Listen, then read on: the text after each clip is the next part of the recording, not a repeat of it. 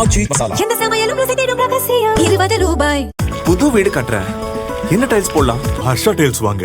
இது ஆர்டினரி இல்ல, extraordinary. Harsha tiles. தமிழகத்தில் நடந்து முடிந்த சட்டசபை தேர்தலில் தாவேகா 108 இடங்களில் வென்றது. விஜய் 2 இடத்தில் வெற்றி பெற்றுள்ளார். அவர் ஏதேனும் ஒரு தொகுதியில் ராஜினாமா செய்ய வேண்டும். அப்படி இருக்கையில் அந்த கட்சி வசம் 107 எம்எல்ஏக்கள் பலம் உள்ளது. தாவேகா ஆட்சி அமைக்க மொத்தம் 118 எம்எல்ஏக்கள் ஆதரவு தேவை. காங்கிரஸ் 5, இந்திய கம்யூனிஸ்ட் 2 மற்றும் மார்க்சிஸ்ட் கம்யூனிஸ்ட் எம்எல்ஏக்கள் ஆதரவு தாவேகாவுக்கு கிடைத்துள்ளது. 2 எம்எல்ஏக்களை வைத்துள்ள விசிகாவிடம் தாவேகா ஆதரவு கோரியுள்ளது. திருமாவளவன் இன்னும் தன் நிலைப்பாட்டை ஆதரிக்காமல் மௌனம் சாதிக்கிறார். இதற்கிடையே தேர்தல் பிரச்சாரத்தில் திமுக அதிமுகவை கடுமையாக விமர்சித்த விஜயை ஆட்சி அமைக்க விடாமல் தடுக்க இரு திராவிட கட்சிகளும் திட்டமிட்டுள்ளதாக ஊடகங்களில் செய்திகள் வெளியாகின. இரு கட்சிகளுமே இதற்கு பெரிய அளவில் மறுப்பு தெரிவிக்காததால் அது உண்மையாக இருக்குமோ என்ற ஐயப்பாடும் எழுந்தது.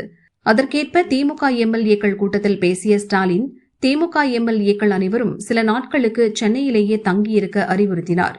கட்சி நலன் சார்ந்து தலைமை எடுக்கும் முடிவுக்கு கட்டுப்படும்படி கூறினார். அதே சமயம் அதிமுக எம்எல்ஏக்களை புதுச்சேரி ரெசார்ட்டில் தங்க வைத்த பழனிசாமி அவர்களுடன் ஆலோசனை நடத்தினார். அதிமுக எம்எல்ஏக்கள் பொறுமை காக்க வேண்டும், நமக்கான காலம் விரைவில் வரும் என்றார்.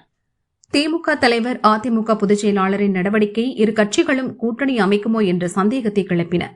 கொள்ளைப்புறம் வழியாக அதிமுக ஆட்சி அமைப்பதற்கான முயற்சிகள் நடந்தது.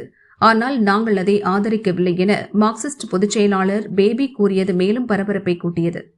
எனினும் அதிமுக திமுக கூட்டணி ஆட்சி என்பது போன்ற யூக செய்திகளுக்கு பதிலளிக்க முடியாது என திமுக எம்பி கனிமொழி கூறினார்.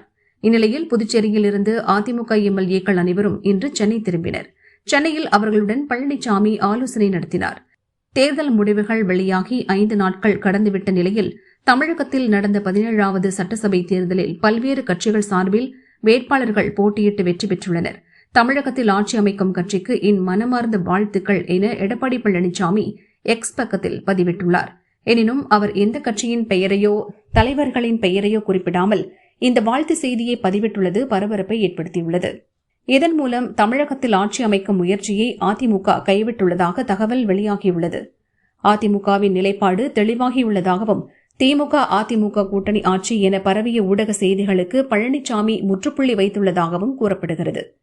திமுக தலைவர் ஏற்கனவே அறிவித்தது போல் அதிமுகவும் எதிர்க்கட்சி வரிசையில் அமர்ந்து ஆக்கப்பூர்வமான அரசியலை முன்னெடுக்கும் நிலைப்பாட்டிற்கு பழனிசாமி வந்துள்ளதாகவும் அரசியல் வட்டாரங்களில் பேச்சு எழுந்துள்ளது.